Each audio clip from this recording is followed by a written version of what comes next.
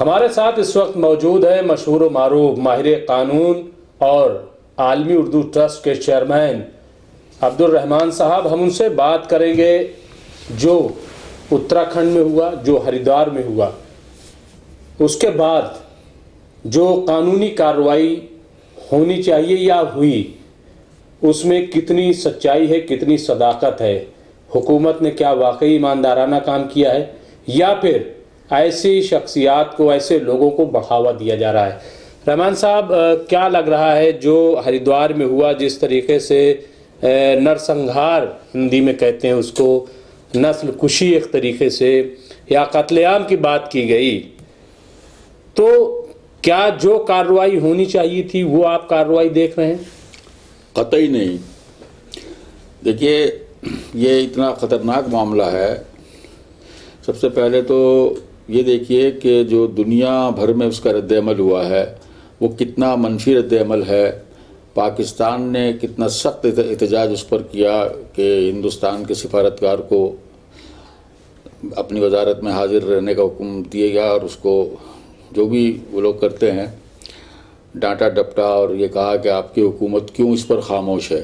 اور یہ بات بہت زیادہ اہم ہے.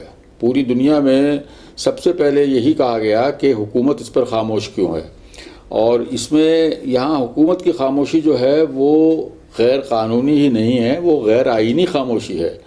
اس کی وجہ یہ ہے کہ آئین کے ذریعے قائم کی گئی ایک حکومت، جمہوری طور پر قائم کی گئی حکومت آئین اور قانون کی پاسدار ہوتی ہے اور آئین اور قانون سے پابند عہد ہوتی ہے، اور ہر طرح سے پابندی کرنا اس کا فرض ہے.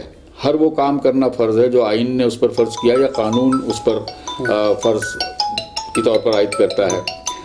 اب ہمارے ہاں اس طرح کے بہت سے قانون، ایک دو نہیں ہیں، بہت سے قانون ہیں. ہماری تعزیرات ہند میں 153 اے ہے، 124 اے ہے جو سیڈیشن کا قانون ہے، دیش دروہ کا، اور 295 اے ہے. اس طرح کے قوانین موجود ہیں کہ اگر آپ کسی شخص کی جائے پیدائش، اس کے نام، اس کی قوم، اس کے مذہب کو ٹھیس پہنچانے والی کوئی بات کریں، اور جو ان لوگوں نے کیا ہے تو یہ سب کوگنیزیبل آفینسز ہیں. یعنی ان سب میں پولیس بغیر کسی وارنٹ کے گرفتار کر سکتی ہے، اور نہ صرف کر سکتی ہے بلکہ ایسا کوئی بھی جرم سرزد ہونے کی صورت میں پولیس کا یہ فرض ہو جاتا ہے کہ وہ اس شخص کو گرفتار کر کے اور مقدمہ قائم کریں. مگر ایسا نہیں ہوا. کیوں نہیں ہوا؟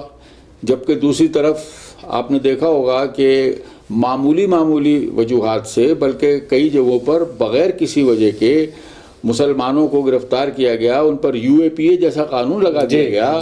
صدیق کپن نام کا جو صحافی بیچارہ وہ آج بھی جیل میں ہے، جس کے خلاف کوئی ابھی واضح قسم کے چارجز بھی نہیں ہیں، اور بہت ہی الٹے سیدھے قسم کے الزامات اس پر عائد کر کے اس کو UAPA میں گرفتار کر لیا گیا، جن کا ابھی تک کوئی ثبوت بھی نہیں دے پایا استغاثہ یا حکومت یا پولیس، اور وہ جیل میں ہے. تو یہ ساری چیز دیکھتے ہوئے اس کے علاوہ اور کیا کہا جا سکتا ہے کہ ایسے لوگوں کو پروٹیکشن حاصل ہے، گورنمنٹ کا پروٹیکشن حاصل ہے، اور بلکہ نہ صرف پروٹیکشن حاصل ہے بلکہ وہ کسی کی شے پر ایسا کر رہے ہیں جو انداز تھا ان کا. کیونکہ وہ تھانے میں جا کر کے باقاعدہ پولیس کے گلے میں ہاتھ ڈال رہے ہیں، ہنس رہے ہیں، مسکرا رہے ہیں، ایسا لگ رہا ہے کہ جیسے ان کا استقبال ہو رہا ہے. ارے بھائی، تھانے کا جو ویڈیو وائرل ہوا ہے اس میں آپ نے دیکھا ہوگا کسی ویب سائٹ نے یا کسی نیوز پورٹل نے اس کا پورا بیانیہ وہاں پر درج کیا ہے اپنے ہاں، اور یہ بتایا گیا ہے کہ اس میں وہ یہ کہہ رہا ہے، پربودھانند اور وہ نرسنگانند اور وہ عورت جو ہے اب اناپورنا، تو وہ اس کی طرف اشارہ کرتے ہوئے کہتی ہے، اس کمپلینٹ کی طرف جو اس نے اس پولیس آفیسر کے ہاتھ میں دی ہے، اور وہ پولیس آفیسر ہنس رہا ہے بہت خوش دلی کے ساتھ جیسے دوستوں میں گھرا ہوا ہو، اور وہ کہتی ہے کہ بھئی ہمیں امید ہے کہ تم اس پر نشپکش ہو کر ایکشن لوگے. تو اس پر نرسنگانند کہتا ہے کہ نشپکش کیوں، غیر جانبدار کیوں، یہ تو ہمارا لڑکا ہے، ہمارے پکش میں بولے گا، ہمارے پکش میں کام کرے گا. اب اس سے زیادہ واضح بات کیا ہو سکتی ہے کہ پولیس، ایڈمنسٹریشن، اور پھر وہ لوگ وہاں پر ایڈمنسٹریشن کو یہ دھمکیاں دے رہے ہیں 19 دسمبر کو کہ آپ یہاں پر اگر کرسمس کی کوئی پارٹی یا کوئی تقریب ہوئی تو وہ جائیداد اور وہ ہوٹل یا وہ عمارت سلامت نہیں رہے گی جہاں پر ایسی کوئی تقریب منعقد کی جاتی ہے. نہیں، اس کے پیچھے رحمان صاحب کیا چیز چل رہی ہے؟ کیونکہ یہ صرف ہریدوار میں نہیں ہے بلکہ ملک کے جگہ جگہ پہ آپ دیکھیں گے تو یہ چیزیں بار بار سامنے آتی ہیں. کہیں گاندھی جی کو گالی کھلم کھلا دی جاتی ہے، گوڈسے کے زندہ باد کے نعرے لگائے جاتے ہیں، کہیں پر مسلمانوں کو، کہیں پر عیسائیوں کو، پورے ملک میں ایک افراتفری کا ماحول ہے. مطلب اس کے پیچھے کیا چیز چل رہی، کیا ہے کیا؟ اس کے پیچھے دیکھیے بنیادی طور پر تو آر ایس ایس کا ایجنڈا ہے، اور آر ایس ایس کے جو دوسرے سربراہ تھے ایم ایس گولوالکر، جن کو یہ لوگ گرو گولوالکر کہتے ہیں، انہوں نے ان کی کتاب تھی جو 1966 میں چھپی تھی، بنچ آف تھاٹس. اس کتاب میں انہوں نے ہندو راشٹر کا تصور بہت واضح طریقے سے بیان کیا تھا، اور یہ بھی بتایا تھا کہ ہندو راشٹر کس طرح قائم ہوگا. اس کتاب میں انہوں نے یہاں تک کہا تھا کہ اگر ملک کی معیشت 95% بھی برباد ہو جائے ہندو راشٹر بننے کے سلسلے میں، اس کو ہندو راشٹر بنانے کے سلسلے میں، تو اس کو برداشت کیا جائے گا، اس کو برداشت کرو. تو کیا مطلب وہی چیز چل رہی؟ یہ وہی چیز چل رہی ہے کہ وہ قیمت ہوگی ہمیں ہندو راشٹر کی جو ہم چکائیں گے، تو کسی قسم کی بھی بربادی کی پرواہ نہ کرو. اچھا، اس کے علاوہ ایک اور چیز ہے، یہ لوگ اس کو چھپاتے ہیں کہ یہ جس ایجنڈا پر کام کر رہے ہیں. گرو گولوالکر نے اپنی کتاب میں لکھا تھا کہ ہندو راشٹر بننے کی راہ میں 3 رکاوٹیں ہیں، ایک کمیونسٹ، ایک عیسائی اور ایک مسلمان. لیکن مسلمان کیونکہ سب سے بڑی اقلیت ہیں، اس لیے ان کا سارا عیسائی تو بیچارے، کمیونسٹ تقریباً ختم ہو گئے، عیسائی ہیں ہی مٹھی بھر، وہ کچھ بھی نہیں کر سکتے، ان کی طرف سے ان کو کوئی خطرہ نہیں ہے. لیکن انٹرنیشنلی تو مطلب وہ ہوتا ہی ہے پریشر اگر عیسائی پہ کچھ کہ نہیں. دیکھیے، یہ اسٹینس کو جب زندہ جلایا گیا، اس کے بعد چرچز وغیرہ برباد کیے گئے. حالانکہ گجرات گورنمنٹ نے اس کے لیے کمپنسیشن بھی دیا تھا، لیکن وہ تو مار پیچھے پکار والی بات ہے. اور بین الاقوامی برادری نے اس پر اعتراضات بھی کیے، احتجاج بھی کیے، تبھی جا کر وہ ملا تھا. لیکن یہ لوگ ایک بڑی عجیب قسم کی نفسیات فالو کر رہے ہیں. یہ ایک نفسیاتی حربہ اختیار کیا ہوا ہے انہوں نے، اس کو سمجھیے. نفسیاتی، اور اس کا میں نتیجہ بھی بتا دوں گا آپ کو، اس کا ثبوت موجود ہے. نفسیاتی حربہ یہ ہے کہ گرو گولوالکر کے قول کے مطابق کمیونسٹ، عیسائی اور مسلمان، یہ تینوں رکاوٹ ہیں ہندو راشٹر بننے کے چکر میں. اب وہ کرتے یہ ہیں کہ کمیونسٹوں کے خلاف کچھ کرنے کی ان کو ضرورت اب پڑتی نہیں ہے، کیونکہ کمیونسٹ تقریباً ناپید ہو گئے ہیں. معمولی مقامی گروپس ہیں، یا پولیٹیکل سیاسی سطح پر بھی ان کی نمائندگی بہت معمولی سی رہ گئی ہے. عیسائی تعداد میں کم ہے، ان کے خلاف کہیں کچھ بھی کر دیا. ابھی حال ہی میں بھی کچھ چرچز وغیرہ کو نقصان پہنچایا گیا. لیکن مسلمانوں کے خلاف جب سے یہ لنچنگ وغیرہ کا سلسلہ انہوں نے شروع کیا تھا، تو یہ ہندو ذہن کو یہ تاثر دینا چاہتے تھے، ہندو ذہن کو یہ باور کرانا چاہتے تھے کہ ہم یہ تینوں رکاوٹیں ہٹا دیں گے، اور ہم ان مسلمانوں کو سبق سکھائیں گے جن مسلمانوں نے ہندو شناخت کا بیڑا غرق کیا ہے. کیونکہ ساورکر نے یہ تاثر پھیلایا تھا کہ یہ جتنے مسلمان حملہ آور باہر سے آتے رہے، انہوں نے ہندو شناخت، انہوں نے اول تو یہ کہ آتے ہی انہوں نے ہندو عورتوں کو ریپ کیا اور ان سے شادیاں بھی کیں، تو اس لیے کہ اپنی قوم میں اضافہ کر سکیں، اور اوور آل ہندو معاشرے کو درم برم کر دیا مسلمانوں نے آ کر. یہ انہوں نے تاثر دیا ہوا ہے.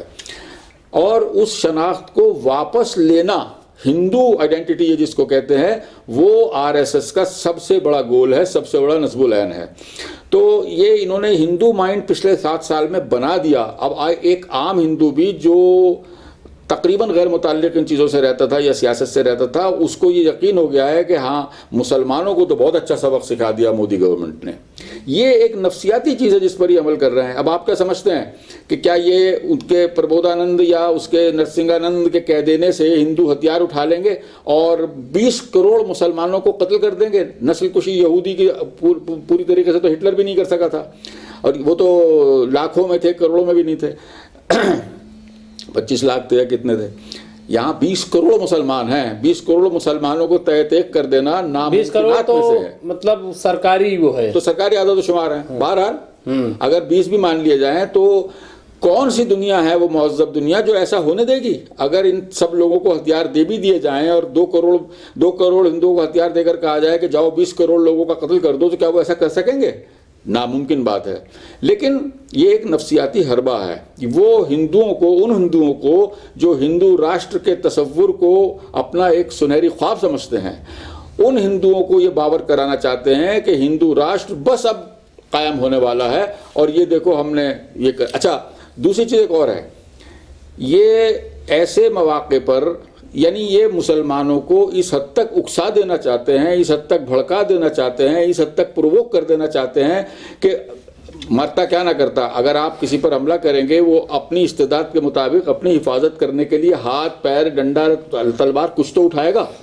یہ چاہتے ہیں کہ مسلمانوں کو اس حد تک اکسا دیں زبانی طور پر ہی صحیح کہ ان کی طرف سے غلطیاں سرزد ہونی شروع ہو جائیں، اور وہ کوئی آدمی غلط بات کہہ دے اس کو یو اے پی میں گرفتار کر کے جیل میں ڈال دیا جائے تو دوسرے مسلمان کو عبرت ہو۔ یہ سارا ایک بڑا نفسیاتی کھیل چل رہا ہے۔ لیکن ابھی ناصر الدین شاہ جو اداکار ہیں جی ہالی ووڈ کے، جی نصیر الدین شاہ، تو انہوں نے تو بالکل یہ کہا کہ صاحب پھر تو یہ نہیں ہوگا کہ آپ چپ کوئی بیٹھے گا۔ انہوں نے بالکل ٹھیک کہا، نصیر الدین شاہ نے جو کچھ کہا وہ قانونی دائرے میں رہ کر کہا ہے۔ اس کی وجہ یہ ہے کہ خود حفاظتی کا یعنی سیلف ڈیفense کا حق قانون ہی دیتا ہے انسان کو۔ ہماری تاجرات ہند کہتی ہے nothing is an offense which is done in the exercise of the right of private defense، یعنی اپنے حفاظت میں کیا گیا کوئی بھی کام، nothing یعنی کوئی بھی ایسا کام۔ اسی بنیاد پہ لائسنس دیے جاتے ہیں ہمارے یہاں؟ نہیں، صرف لائسنس کی بات نہیں ہے، لائسنس میرے پاس لائسنس ہے، ہتھیار بھی ہے، لیکن میں بلا وجہ اگر کسی کو گولی مار دوں تو قتل کا مقدمہ بن جائے گا۔ لیکن اگر کوئی شخص میری جان اور مال پر حملہ کرتا ہے، میری عزت پر حملہ آور ہوتا ہے، مجھے اس سے جان کا خطرہ پیدا ہو جاتا ہے، تو میں اپنی جان بچانے کے لیے اس پر گولی چلا سکتا ہوں، خواہ وہ اس سے مری کیوں نہ جائے۔ لفظ نتھنگ جو ہے وہ ایک بلینکٹ لفظ ہے قانون میں کہ کوئی بھی ایسا کام جرم نہیں ہو سکتا جو آپ اپنی حفاظت کے لیے، اپنے جان مال یا عزت کی حفاظت کے لیے کرنے پر مجبور ہو جائیں۔ تو اس کو دیکھتے ہوئے، سیلف ڈیفنس کا وہ قانون دیکھتے ہوئے نصیر الدین شاہ نے جو کہا وہ بالکل درست ہے کہ بھئی اگر آپ ہمارے سامنے آ کر تلوار لے کر کھڑے ہو جائیں گے اور ہمیں یہ خدشہ ہوگا کہ آپ ہمیں قتل کرنا چاہتے ہیں، تو ہم اپنی حفاظت تو کریں گے یعنی لڑیں گے۔ تو یہ بات بالکل درست ہے، اس سے کون روک سکتا ہے؟ ایسا کوئی نہ قانون ہے، نہ ایسا کسی نے کہا ہے کہ آپ پر حملہ ہو اور آپ اپنی حفاظت نہ کریں۔ اور یہ تو اتنی احمقانہ بات ہے۔ لیکن دیکھیے اس میں ایک بات بہت زیادہ افسوسناک جو ہے وہ یہ ہے کہ 1893 میں جب دنیا میں شکاگو میں پہلی مرتبہ پارلیمنٹ آف ورلڈ ریلیجنس ہوئی تو اس میں ہمارے یہاں سے سوامی وویکانند نے نمائندگی کی ہندوستان کی اور ہندو دھرم کی، اور اتنی شاندار تقریر کی وہاں پر، غالباً 11 ستمبر 1893 کی بات ہے، اتنی شاندار تقریر کی جو تقریر ایک تاریخی دستاویز بن گئی، اور جس تقریر کی وجہ سے ہندوستان اور ہندوازم دونوں کو ایک عالمی پلیٹ فارم ملا اور مغربی دنیا کو پتہ چلا کہ ہندوازم کیا ہے۔ اس تقریر میں یہ کہا گیا تھا، سوامی وویکانند نے یہ کہا تھا کہ بہت ہو گئی عصبیت اور تعصب، دنیا کو تشدد دیا اس مذہبی تعصب نے، مذہبی عصبیت نے، دہشت گردی دی جس نے پورے کرۂ اور اس کو خون میں نہلا دیا، اور میں جو ہوں مجھے فخر ہے کہ میں اس ہندوستان کا باشندہ ہوں جس ہندوستان نے ہمیشہ مظلوموں کی مدد کی ہے، پناہ جویان کو پناہ دی ہے، جس نے زرتشت کے پیرووں اور یہودیوں کو بھی جن پر بقیہ دنیا نے عرصہ حیات تنگ کر دیا تھا ان کو جنوبی ہند میں لا کر اپنایا اور ان کو پناہ بھی دی، شہریت بھی دی، سب کچھ دی۔ اور یہ مجھے فخر ہے کہ میرا مذہب ایک ایسا مذہب ہے کہ جس میں رواداری ہے، جس نے پوری دنیا کو رواداری سکھائی۔ اس طرح کی ایک تقریر، بڑی پر اثر تقریر سوامی وویکانند نے وہاں پر کی، اور ہندوازم کے بارے میں جو تصویر بنی مغربی ذہن میں وہ یہ بنی کہ یہ ایک بہت اچھا بھائی چارے والا، اور یعنی وسودھا کنڈپکم کا جو کہا جاتا ہے کہ یہ پوری دنیا ایک کٹمب ہے، پوری دنیا ایک خاندان ہے، یہ تصور عام کیا گیا۔ تو یہ لوگ کون سے ہندو ہیں؟ یہ کون سے ہندو ہیں جو کھڑے ہو کر یہ کہتے ہیں کہ ہم ہندو راشٹر بنائیں گے اور اس کے لیے تمام مسلمانوں کو قتل کر دو؟ کیا یہ ہندوؤں کو محدود کرنا نہیں ہوا؟ محدود کرنا نہیں، یہ ہندوؤں کو بدنام کرنا ہوا۔ ایسا کوئی دھرم گرنتھ نہیں ہے ہندوؤں کا جس میں یہ لکھا، جس سے یہ تصور یا یہ تاثر مشتق یا ماخوذ ہو کہ ہندوؤں کے علاوہ سب کو قتل کر دیا جائے تاکہ ہندو راشٹر بن سکے۔ کوئی مجھے بتا دے کس ہندو دھرم میں ایسا لکھا ہوا ہے، کون سے دھرم گرنتھ میں ایسا لکھا ہوا ہے؟ تو یعنی یہ کامیاب نہیں ہوں گے؟ قطعی نہیں، سوال ہی پیدا نہیں ہوگا، اور کہ یہ کامیاب ہوں، اور ان کو ناکام کریں گے خود ہندو، مسلمان یا عیسائی یا دوسرے نہیں، خود ہندو، کیونکہ اس ملک میں پڑھے لکھے ہندوؤں کی کمی نہیں ہے. اور اس کی سب سے بڑی مثال ہے کہ ہمارے پرانے 5 مسلح افواج کے سربراہان نے جو چٹھی لکھی ہے چیف جسٹس کو اور دوسرے وکلاء نے، جس میں پریزیڈنٹ آف انڈیا کو لکھی ہے، پریزیڈنٹ آف انڈیا کو بھی لکھی ہے، اور 4-5 کو چھوڑ کر سارے 79 میں وکیلوں میں سب نان مسلم وکیل ہیں جنہوں نے چٹھی لکھ کر اس پورے واقعے کی بے انتہا مذمت کی ہے. اور سب سے زیادہ اس چیز کی مذمت کی ہے اور اس بات پر احتجاج کیا ہے کہ گورنمنٹ اس معاملے پر خاموش کیوں ہے. مودی جی کیوں نہیں بولتے، کیوں نہیں کہتے کہ یہ جو کچھ ہو رہا ہے غلط ہے اور یہ ہندوازم نہیں ہے. تو یہ لوگ تو ہندوازم کو بدنام کر رہے ہیں، ملک کو تو بدنام کر ہی رہے ہیں، ہندوستان کا نام تو بدنام کر ہی رہے ہیں. آج لوگ چاروں طرف سے پوری دنیا تھو تھو کر رہی ہے ان کے اس عمل پر، لیکن یہ ہندوازم کو بھی بدنام کر رہے ہیں. کیونکہ میں جانتا ہوں کہ ہندوازم میں ایسی کوئی بات نہیں ہے. تو یہ کون سے ہندو ہیں اور یہ کون سے ہندوازم کا ذکر کر رہے ہیں، آپ مجھے یہ بتائیے. نہیں، شکریہ رحمان صاحب. تو یہ ایک سوال پیدا ہو گیا ہے کہ آخر یہ کون سا ہندوازم لا رہے ہیں. تو اس سے یہی پتہ چلتا ہے کہ جو راہل گاندھی نے یا جو پڑھے لکھے طبقے نے ایک فرق ظاہر کیا ہے ہندو اور ہندوتو کا، ظاہر ہے کہ آنے والے دنوں میں شاید وہی موضوع بحث بن جائے.